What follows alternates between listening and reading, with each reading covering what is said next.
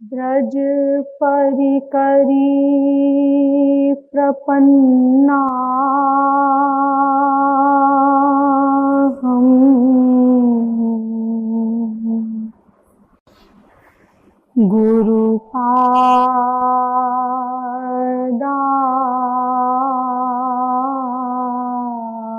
गुरुपादार विंदयो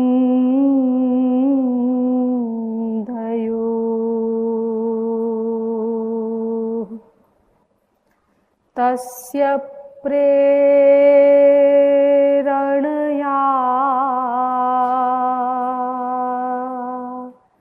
तस्य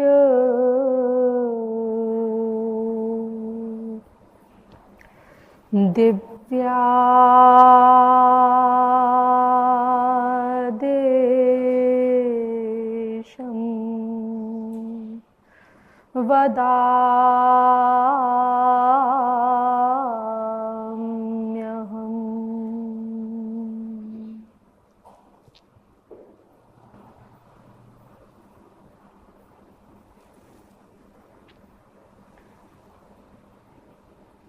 तत्वज्ञान शुश्रूषु महानुभाव। दैनिक नियमानुसार पहले कुछ देर श्री हरिनाम संकीर्तन कर लीजिए, पश्चात विषय प्रारंभ किया जाएगा। भजो गिरिधर गोविंद गोपाला,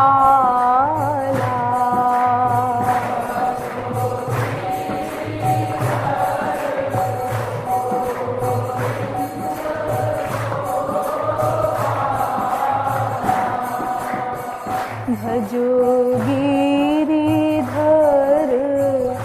गोविंद गोपाला,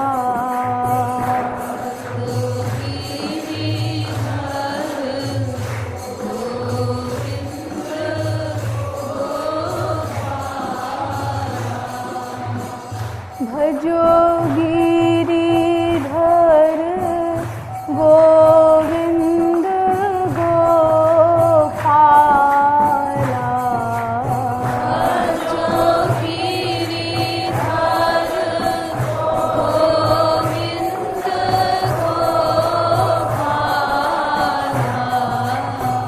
भजो गिरिधर गोविंद गोपाला, भजो गिरिधर गोविंद गोपाला, भजो गिरिधर गोविंद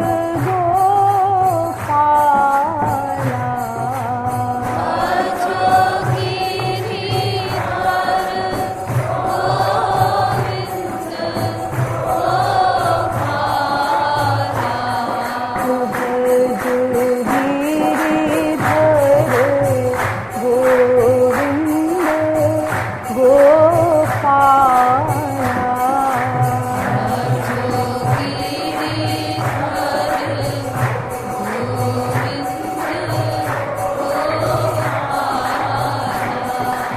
भजो गिरिधर गोविंद गोपाला,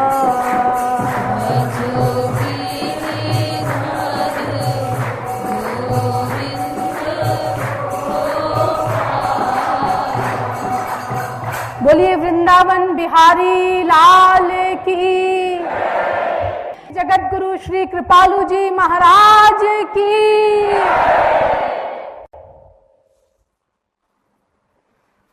अब आप लोग कृपया सावधान होकर बैठ जाएं। अब तक आप लोगों को यह बताया गया कि विश्व का प्रत्येक जीव एकमात्र आनंद ही चाहता है और उस आनंद की प्राप्ति एकमात्र भगवत प्राप्ति से ही हो सकती है, क्योंकि आनंद भगवान का ही पर्यायवाची शब्द है।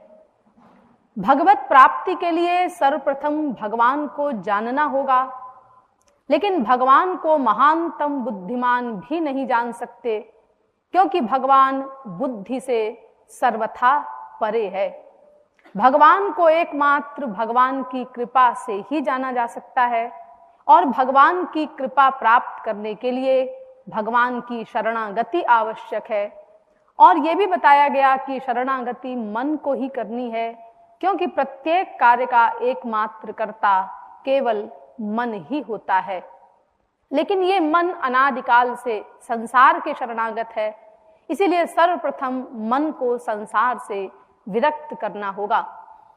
एतदर्थ संसार के स्वरूप पर विचार करना आवश्यक प्रतीत हुआ, इसीलिए संसार के स्वरूप पर विचार किया गया और अनेक तर्कों के द्वारा एवं वेदों शास्त्रों के द्वारा भी आप लोगों के समक्ष यह सिद्ध किया गया कि संसार में ब्रह्मलोक पर्यंत कुत्रापि सुख का लवलेश भी नहीं है। अपना माना हुआ सुख ही हमको संसार की किसी वस्तु या व्यक्ति में मिलता है, और हम भ्रमवश ये समझ बैठते हैं कि अमुक वस्तु में सुख है। आपको तर्क से भी बताया गया कि अगर संसार की किसी भी वस्तु में वास्तव में सुख होता तो उस वस्तु से सबको सुख मिलता और सदा सुख मिलता, लेकिन ऐसी एक भी वस्तु नहीं है। अगर किसी व्यक्ति को किसी वस्तु से सुख मिलता भी है तो वो भी सदा नहीं मिलता, वो धीरे धीरे घटता जाता है और फिर उसी वस्तु से सुख के स्थान पर दुख मिलना प्रारंभ हो जाता है, जिससे सिद्ध होता है कि उस वस्तु में सुख था नहीं। इसी प्रकार संसार में दुख भी नहीं है, ये भी आपको बताया गया। हम जिस वस्तु में जितनी मात्रा का सुख मान लेते हैं, उस वस्तु के नष्ट हो जाने पर उसके वियोग में हमें ठीक उतनी ही मात्रा का दुख मिलता है जितना हमने उसमें सुख माना था। ये हमारा अनुभव है कि अगर हम किसी वस्तु या किसी व्यक्ति में सुख नहीं मानते तो हमें उसके अभाव में या उसके वियोग में या उसके नष्ट होने पर दुख भी नहीं मिलता। तो इस प्रकार संसार में न सुख है और न दुख है। ये बात बार बार चिंतन करके, गहराई से विचार करके हमको अपने मस्तिष्क में, अपनी बुद्धि में बैठानी होगी, तब हमारा मन संसार से विरक्त होगा। जब ये बात 100% हमारी बुद्धि में अभ्यास द्वारा बैठ जाएगी। लेकिन ऐसे वैराग्य के उपरांत भी किसी जीव का कल्याण नहीं हो सकता। उसके लिए एक मध्यस्थ की आवश्यकता है भगवान तक पहुंचने के लिए। उस मध्यस्थ का नाम है वास्तविक महापुरुष या गुरु तत्व। अतएव गुरु तत्व के विषय में भी आपको बताया गया, गुरु कृपा से प्राप्त तत्व ज्ञान के आधार पर, कि वास्तविक महापुरुष के प्रत्येक कार्य का कर्ता ईश्वर स्वयं होता है। इसीलिए उसके सभी कार्य ईश्वरीय होते हैं, दिव्य होते हैं, लेकिन वो देखने में एक मायाबद्ध मनुष्य के कार्यों के समान ही प्रतीत होते हैं। महापुरुष लोग योग माया की शक्ति के द्वारा कार्य करते हैं, अतएव भीतर से माया से परे रहते हुए वो बाहर से एक्टिंग में माया के कार्य करते हैं। लेकिन चूंकि हमारे पास ये योग माया की शक्ति नहीं है, हम माया के अंडर में हैं, इसीलिए हमें कभी भी किसी महापुरुष के आचरणों की नकल करने की मन से भी प्लानिंग नहीं करनी चाहिए, और न ही उनके कार्यों को देख करके ही उनके विषय में कोई जजमेंट देना चाहिए। महापुरुष के भीतर जो महापुरुषत्व है उसको पकड़ने का प्रयास करना चाहिए। महापुरुष को कैसे पहचाना जाए, इस विषय में आपको मैंने कुछ सावधानियां बताई थी। कुछ अन्य सावधानियां भी बाकी हैं अभी, वो भी आपको आज बताई जाएंगी। और उसके पश्चात महापुरुष की वास्तविक पहचान या अंतरंग पहचान या भीतर जो महापुरुषत्व है उसको पहचानने की तरकीब भी प्रत्यक्ष प्रमाण, अनुभव प्रमाण, अनुमान प्रमाण और शब्द प्रमाण के आधार पर आपको बताई जाएगी।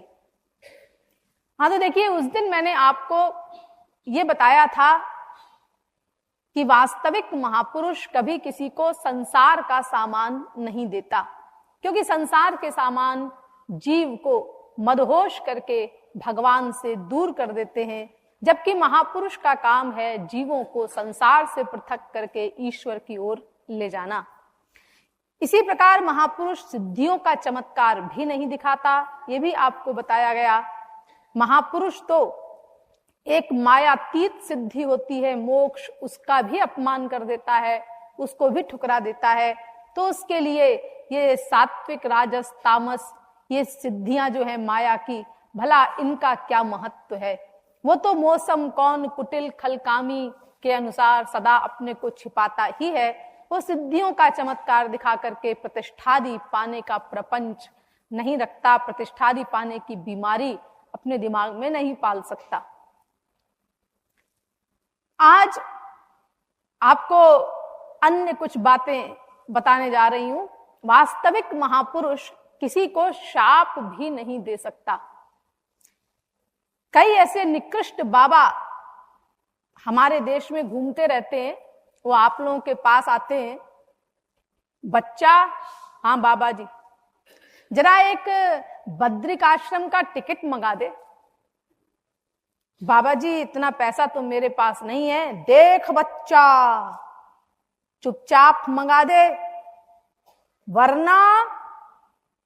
वरना क्या बाबा जी, वरना तेरे घर में अनिष्ट हो जाएगा।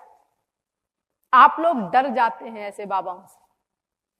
डरना नहीं चाहिए। उसी समय आप चप्पल, जूता जो कुछ भी पहने हैं वो तुरंत निकाल करके और बाबा जी के सिर पर 15-20 जमा दीजिए कस के। और अगर चप्पल जूता कुछ भी नहीं है, नंगे पैर है, तो थप्पड़ ही जमा दीजिए। अकल ठिकाने आ जाए बाबा जी की और उनका मक्कारी का काम सदा सदा के लिए बंद हो जाए। अपने आप को महात्मा कहते हैं और अनिष्ट की कामना कर रहे हैं दूसरे की। अरे महात्मा तो उसको कहते हैं जिसके काट के टुकड़े टुकड़े भी कर दिए जाएं तो भी उसका रोम रोम सदा आपके हित की ही कामना करेगा, आपके मंगल की ही कामना करेगा। उसको महापुरुष कहते हैं। देखो हरिदास जी को गुंडों ने इतना मारा। चैतन्य महाप्रभु के जमाने में बहुत बड़े महापुरुष हुए हैं नामाचार्य हरिदास जी। तो वो दिन भर भगवान का नाम लेते थे, हर समय निरंतर। तो उनको गुंडों ने इसी बात पर मारा कि यवन होकर के भी हिंदुओं के भगवान का नाम क्यों लेता है। तमाम गुंडों ने, आतताइयों ने चारों ओर से उनको कोड़े मारते हुए और पूरे शहर में घुमाया। खून की धाराएं बहने लगी हरिदास जी के शरीर से।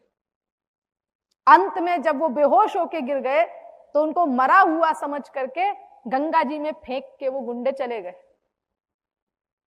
जब हरिदास जी को होश आया तो उन्होंने ये नहीं कहा भगवान से कि इतना दुख दिया है इन लोगों ने मुझे और तुम इनको कोई दंड नहीं दे रहे हो, ऐसा नहीं। होश में आते ही उनके क्या उद्गार थे। उन्होंने कहा, हे श्री कृष्ण, इन पर क्रोध न कीजिएगा, ये बेचारे अबोध हैं। अगर आपको क्रोध आ रहा है, अरे वो महापुरुष थे, देख लिया उन्होंने भगवान को बड़ा क्रोध आ रहा है, क्योंकि भगवान भक्त के प्रति किए गए अपराध को सहन नहीं कर पाते ना। तो उन्होंने कहा, हे श्री कृष्ण, या आप जो इनको दंड देने की योजना बना रहे हैं ये न बनाइए। अगर आप दंड दे सकते हैं तो फिर कृपा भी तो कर सकते हैं। इन विचारों पर कृपा कीजिए कि ये भी आपके भक्त बन जाएं, आपसे प्यार करने लगें। ये क्या आप सोच रहे हैं इनको दंड देने की बात? ये कौन सी बात हुई? हरिदास जी ने ये कहा भगवान से। देखो महापुरुष इसको कहते हैं। घोर आतताइयों के प्रति भी महापुरुष के ये उद्गार होते हैं। तो भला वो महापुरुष कभी किसी को शाप देगा? ऐसा कैसे संभव है? अरे जीसस क्राइस्ट तक ने जब उनको सूली पर चढ़ाया गया तो यही कहा था, father forgive them for they know not what they do. हे पिता, इनको क्षमा कर क्योंकि ये नहीं जानते कि ये क्या कर रहे हैं। तो इसीलिए ऐसे बाबाओं से डरना नहीं चाहिए। ये मस्तिष्क में बैठा लीजिए कि शाप देने की सामर्थ्य केवल महापुरुष में ही होती है, और महापुरुष कभी शाप दे नहीं सकता किसी को।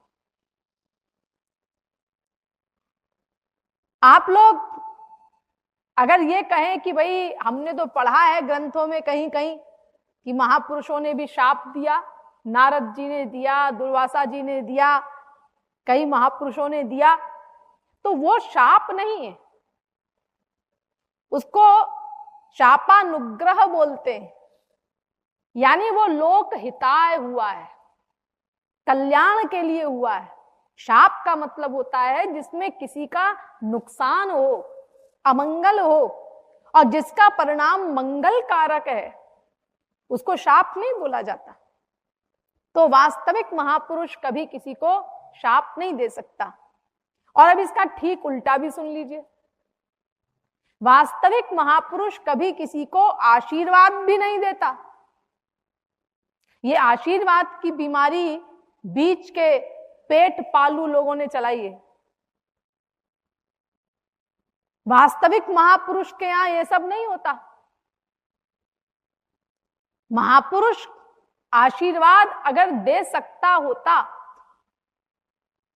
बिना हमारे अधिकारी बने, तो फिर ये संसार ही क्यों रहता? कॉमन सेंस की बात है। अरे जो महापुरुष हमारे लिए इतना कष्ट सहते हैं, भूर्ज तरु सम संत कृपाला, इस रामायण की उक्ति के अनुसार भोजपत्र के समान अपना रोम रोम लगा देते हैं संसार के कल्याण के लिए, अनेकों कष्ट सहते हैं, तो ये सब सहने की क्या आवश्यकता थी? अगर उनके आशीर्वाद से ही काम चल सकता होता तो।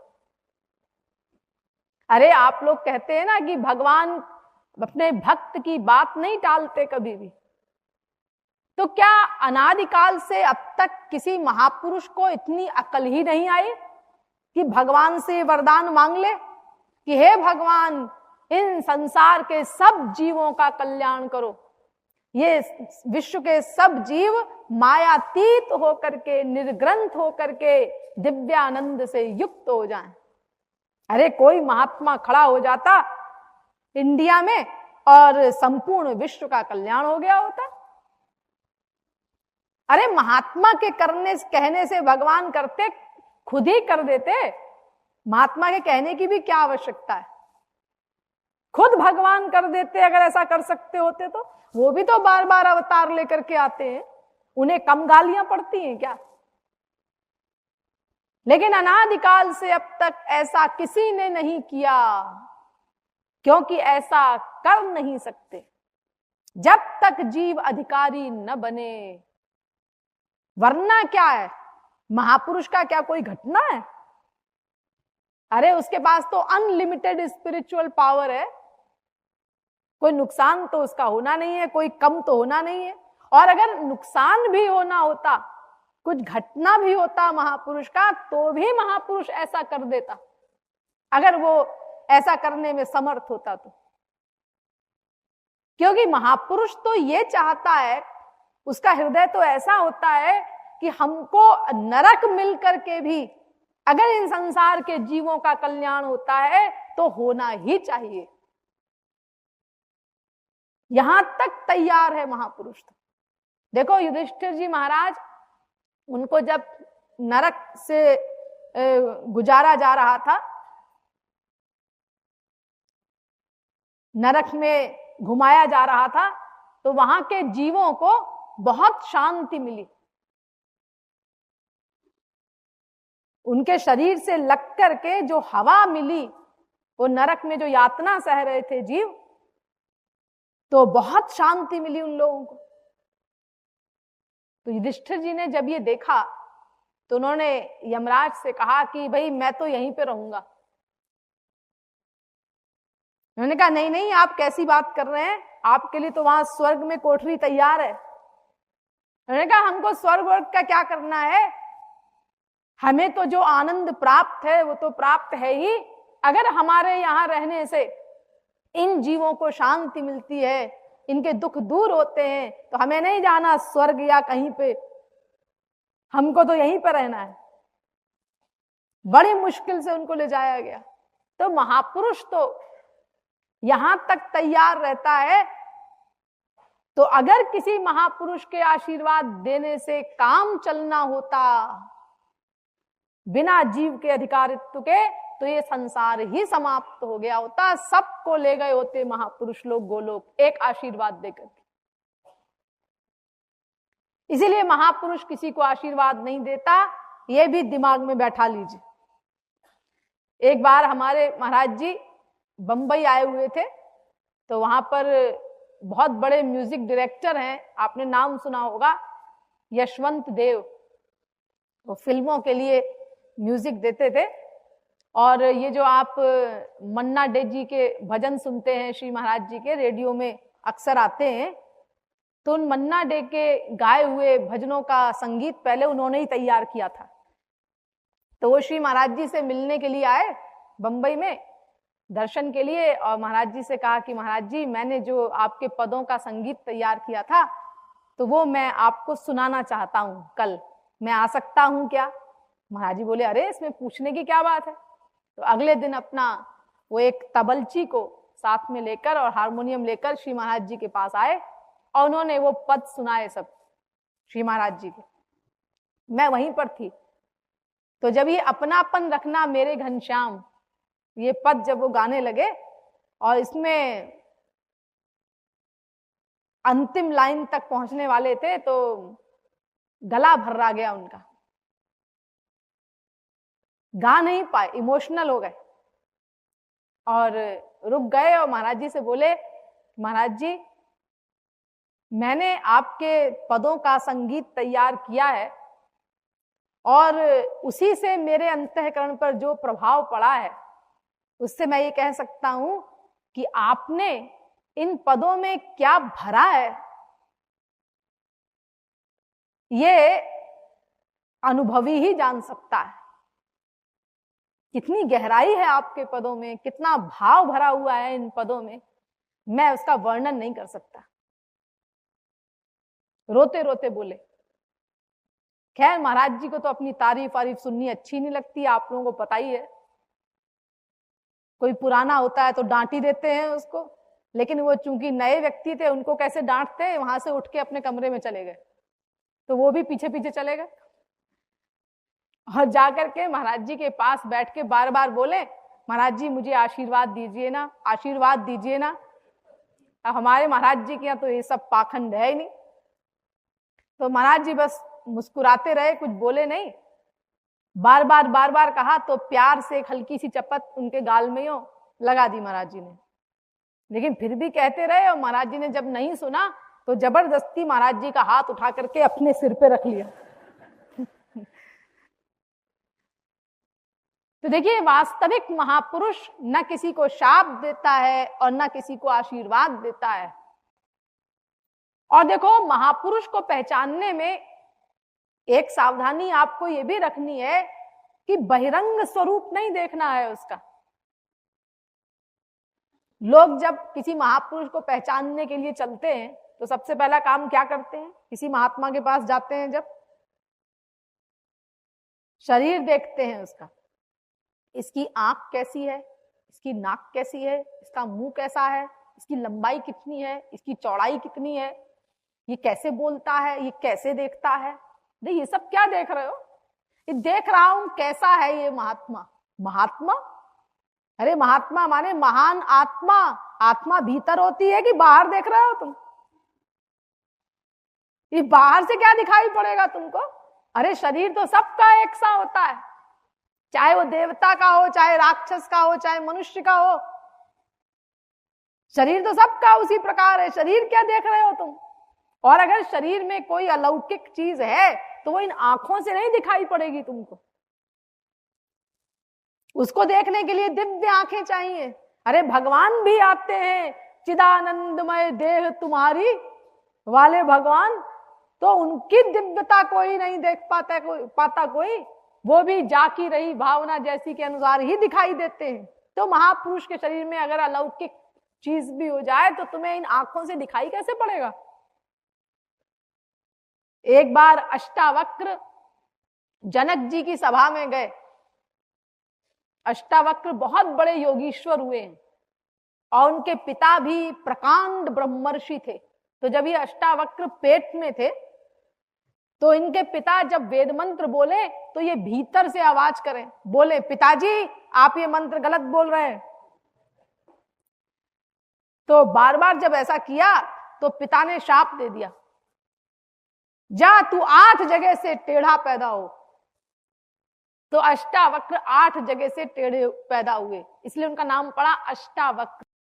8 जगह से जिसका शरीर वक्र हो, टेढ़ा हो, सोचिए वो आदमी कैसा लगेगा। आपने 2-3 जगह से टेढ़े लोग तो देखे होंगे कहीं कहीं, लेकिन 8 जगह से टेढ़ा, ये 5-6 फुट का तो शरीर होता है, इसमें 8 जगह से अगर टेढ़ा होगा कोई तो 6-6, 7-7 इंच पे आएगा टेढ़ापन। तो कैसा लगेगा देखने में? उसको अगर नुमाइश में रख दिया जाए तो कमा ले लाखों। तो अष्टावक्र जब जनक जी की सभा में पहुंचे तो नेचुरल था, सब लोगों को हंसी आ गई। अब जनक जी की सभा में बड़े बड़े विद्वान थे, बड़े बड़े ब्रह्मर्षि थे, बड़े बड़े ज्ञानी थे। तो जब वो सब इस प्रकार से हंसी आ गई उनको देखते ही अष्टावक्र को, नेचुरल बात थी। तो अष्टावक्र ने भी सबको देखा और देख करके मुस्कुराए और जनक जी से बोले, जनक मैंने तो तेरी सभा का बड़ा नाम सुना था कि बड़े बड़े शास्त्र वेद के विद्वान, बड़े बड़े ब्रह्मर्षि तेरी सभा में है, लेकिन यहां तो सबके सब चमार हैं। चमार वो चमड़े का काम करता है ना, जूता बनाता है। अब सब लोगों को बड़ा अपमान फील हुआ कि हमको चमार कहा। तो जनक जी तो सब समझते ही थे, महापुरुष थे। तो उन्होंने कहा कि आप लोग नाराज ना होइए, इनसे पूछिए कि ये चमार क्यों कह रहे हैं आप लोगों को। तो अष्टावक्र ने कहा, अरे इनको इतना भी नहीं पता कि हमने इनको चमार क्यों कहा, ये कैसे विद्वान है। अरे चमार चमड़े का पारखी होता है। तो इसी प्रकार ये भी चमड़ा देखने वाले तो है। इन्होंने ये पता लगाने की कोशिश नहीं की कि मैं भीतर से क्या हूं, मेरे शरीर को देख रहे हैं तो चमार नहीं तो और क्या है, चमड़ा देख रहे हैं शरीर का। तो जिसने शरीर देखने का अभ्यास कर लिया वो ईश्वरीय जगत में तो छोड़ो, संसार में भी कुछ प्राप्त नहीं कर सकता। अरे संसार में देखो, बदसूरत लोग बड़े बड़े काबिल हैं, बड़ी बड़ी सीट पे बैठे हुए हैं, और दूसरी ओर बड़े सुंदर सुडौल शरीर वाले वो अंगूठा छाप है। कोई किसी का बड़ा सुंदर स्वरूप हो, उसको खूब अच्छे कपड़े पहना दो, अंगूठा छाप है वो, लेकिन सुंदर है, शरीर सुंदर है। अब उसको खूब जरा आलीशान कपड़े पहना दो, उसको फिर किसी कुर्सी उर्सी पे बैठा दो, अब जो भी देखेगा उसको ये कहेगा, ये बड़ा इंटेलिजेंट होगा, ये बड़ा काबिल होगा, यही कहेगा वो। लेकिन अगर उसको कह दिया जाए जरा 15 मिनट, जरा 5 मिनट बोल तो दीजिए आप कुछ, तो सारी पोल पट्टी खुल जाए, कितना काबिल है।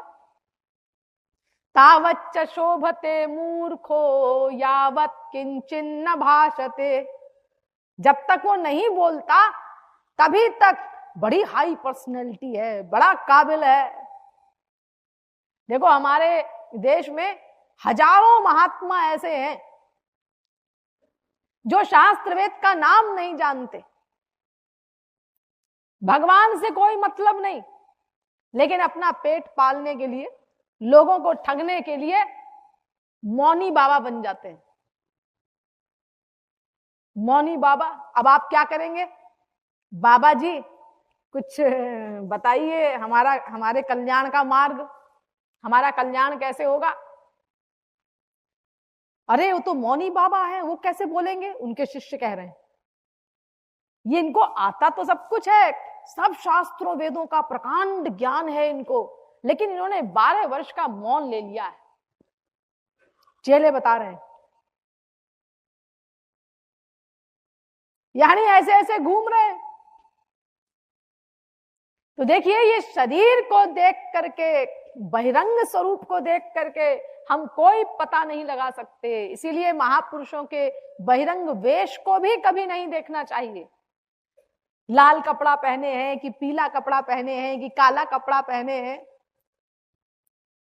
या बहुत से महात्मा ऐसे ही रहते हैं दिगंबर, ये तो फिजिकल बातें हैं सब। इनका महापुरुषत्व से क्या संबंध है? अरे महापुरुषों को किसी विशेष ड्रेस की आवश्यकता नहीं होती। हमारे यहां तो 99% महापुरुष गृहस्थी हुए, 100 में 99 महापुरुष गृहस्थ हुए। अरे अपने महाराज जी को ही देख लो, दूर क्यों जाओ। जिनकी फिलॉसफी ने, जिनके प्रवचनों ने आज तहलका मचा रखा है,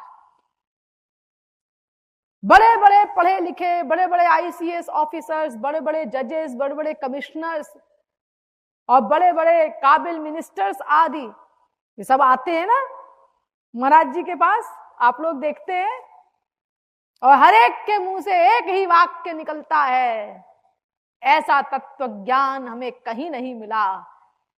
ये तत्व ज्ञान देने वाले ये मनुष्य नहीं हो सकते। जबकि अधिकांश जनता जो भगवान को मानने वाली है, भगवान को मानने वाली जितनी जनता है, उनमें से अधिकांश लोगों को इन दंभियों ने अपने चंगुल में फंसा रखा है। मंत्र दे दे करके, कान फूंक फूंक करके बांध दिया है उन विचारों को, और कहते हैं कि देखो और किसी के पास मत जाना और किसी की बात न सुनना। लेकिन फिर भी जो सुनते हैं वो हिल जाते हैं, उथल पुथल मच जाती है उनके अंतःकरण में। हिला के रख दिया है महाराज जी ने सबको अपने प्रवचनों से, अपनी फिलॉसफी से। अगर ये गुरु डम ना होता तो 10 वर्ष में महाराज जी विश्व का नक्शा पलट के रख देते। लेकिन देखो है गृहस्थी। ये त्यागियों का नाटक तो अभी अभी शुरू हुआ है, थोड़े दिन पहले।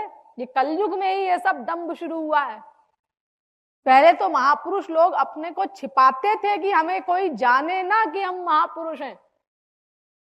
अब कोई अधिकारी है तो उससे महापुरुष अपने को नहीं छिपा सकता, वो बात अलग है। देखो हमारे महाराज जी जब छोटे से थे तो महाराज जी के जो आजा श्वसुर हैं, आजा श्वसुर थे, उनका नाम था श्री माता प्रसाद ओझा। तो वो श्री महाराज जी के पिता के पास आए लीलापुर से, और उनके पुत्र यानी हमारे महाराज जी को, महाराज जी के लिए उन्होंने जिज्ञासा की कि हम अपनी पोती का विवाह, हमारी अम्मा जी, उनका विवाह आपके पुत्र से करना चाहते हैं, और जन्म पत्री मांगी श्री महाराज जी की। तो महाराज जी के पिता, उनका नाम था श्री ललिता प्रसाद त्रिपाठी, उन्होंने दे दी। उन्होंने जब मिलाई दोनों की, यानी अपनी पोती की जन्मपत्री से श्री महाराज जी की जन्मपत्री को मिलाया, तो पराकाष्ठा के प्रसन्न हो गए, पराकाष्ठा की प्रसन्नता हुई उनको। और लीलापुर आकर के उन्होंने कहा कि ये लड़का, हमारी अम्मा का नाम लेके कहा,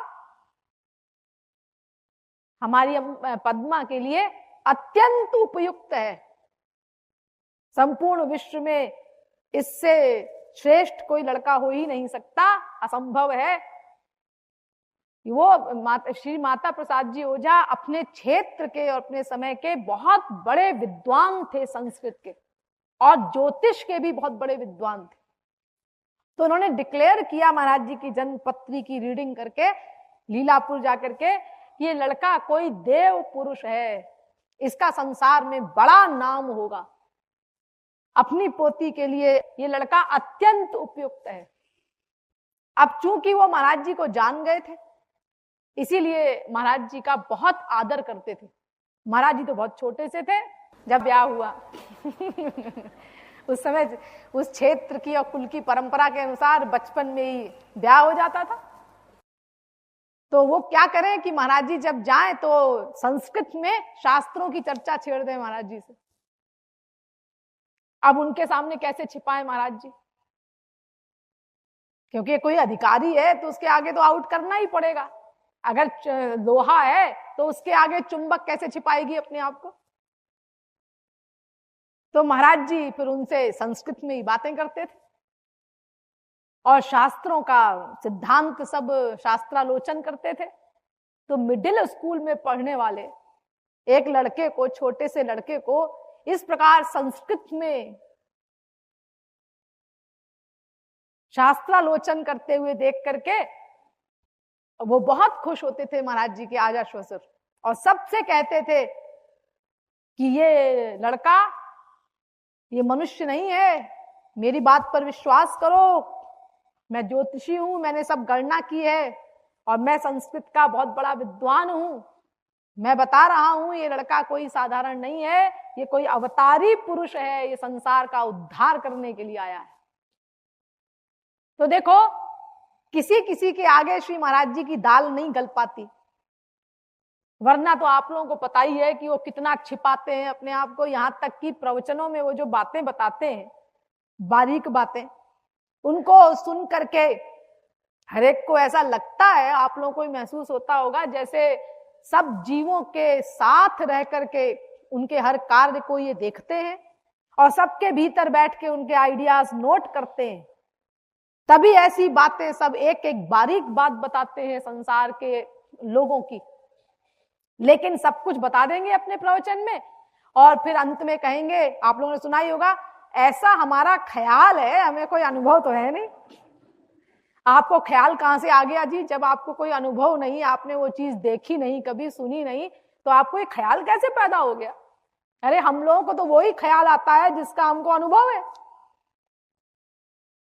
तो देखिए, इतने छिपाने वाले महाराज जी, और दूसरी ओर यानी महापुरुष लोग तो इस प्रकार अपने को छिपाते हैं, और दूसरी ओर जिनके पास कुछ नहीं, शास्त्र वेद का नाम तक नहीं जानते, वो अपने को महापुरुष सिद्ध करने के लिए कोई ना कोई नाटक कर लेते हैं। अब और तो कुछ विचारों के पास है नहीं, तो अपना हम दूधाहारी हैं, हम फलाहारी हैं, हम खोपड़ाहारी हैं, ऐसा कोई ना कोई नाटक कर लेंगे ताकि तमाम लोग उनको देखने के लिए आए और उनका व्यापार चलता रहे।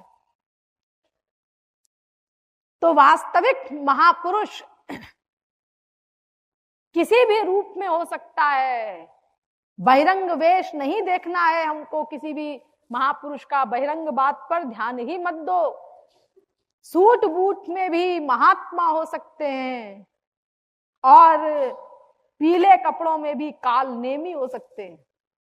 ड्रेस से कोई मतलब नहीं, लेकिन आप लोगों के मन में ये बीमारी है ना, अगर कोई महापुरुष सूट पहन करके और प्रवचन दे रहा हो और आपने उसको देखा, सूट तो बड़ा जोरदार पहना है, चलो चलो, क्या चलो चलो, प्रवचन सुनने आए थे ना? अरे तो प्रवचन महात्मा का होता तो सुनते ही, तो कोई साहब है ये क्या प्रवचन देगा? लो, अरे सूट बूट पहनने से क्या कोई योग्यता कम हो जाती है?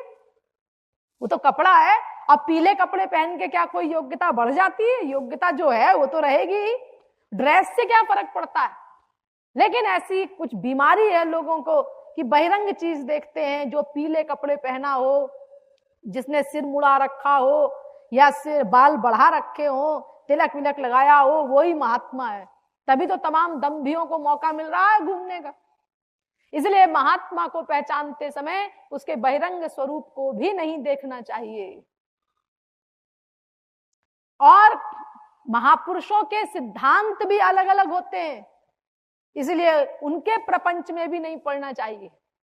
कोई महापुरुष कहता है प्राणायाम अनिवार्य है, उसका ये सिद्धांत है क्योंकि उसने उसी मार्ग से चल करके सिद्धि प्राप्त की है। और दूसरा कहता है अज्ञानाम घ्राण पीडनम, वो मूर्ख है जो नाक दबाता है। आदि जगत गुरु शंकराचार्य कहते हैं वो मूर्ख है जो नाक दबाता है। और दूसरा कहता है कि नहीं, बिना प्राणायाम के इंद्रियों का निग्रह ही नहीं हो सकता। तो सबके अपने अपने सिद्धांत हैं, हमें इन झगड़े में नहीं पड़ना चाहिए। ग्रंथान नैवाभ्यसेत बहून भागवत, ये तमाम महापुरुषों के सिद्धांतों को और तमाम ग्रंथों को पढ़ने के चक्कर में, अलग अलग सिद्धांत जानने के चक्कर में हमको नहीं पढ़ना चाहिए। हमारे गुरु ने जो हमको मार्ग बताया है, जो गाइडेंस दी है, बस उस मार्ग से चल करके हमको अपनी लक्ष्य प्राप्ति का प्रयत्न करना चाहिए। क्योंकि अगर हम तमाम सिद्धांतों में पढ़ेंगे, इसकी भी सुन लो उसकी भी सुन लो, तो हम कंफ्यूज हो जाएंगे। अरे वो हमारे गुरु ने तो हमको बताया था कि हम श्री कृष्ण के दास हैं, और अमुक बाबा ने तो कहा कि जीव ही ब्रह्म है। अब देखो कंफ्यूज हो जाएंगे हम। और जब कंफ्यूजन पैदा हो गया तो अज्ञश्चा श्रद्धानश्च संशयात्मा विनश्यति। गीता कहती है सर्वनाश निश्चित होगा जिसके मन में डाउट पैदा हो गया। इसीलिए इस झगड़े में पड़ना ही नहीं चाहिए। बस अगर कोई वास्तविक महापुरुष हमको मिल जाता है तो फिर वो जो बताए बस वो प्रैक्टिकल करो, उसके अलावा ना कुछ सुनो ना कुछ पढ़ो। बस उसी मार्ग का निरंतर चिंतन मनन और प्रैक्टिकल पालन करके अपने लक्ष्य की प्राप्ति का उद्योग करो। तो इस प्रकार ये मैंने कुछ बहिरंग सावधानियां बताई हैं।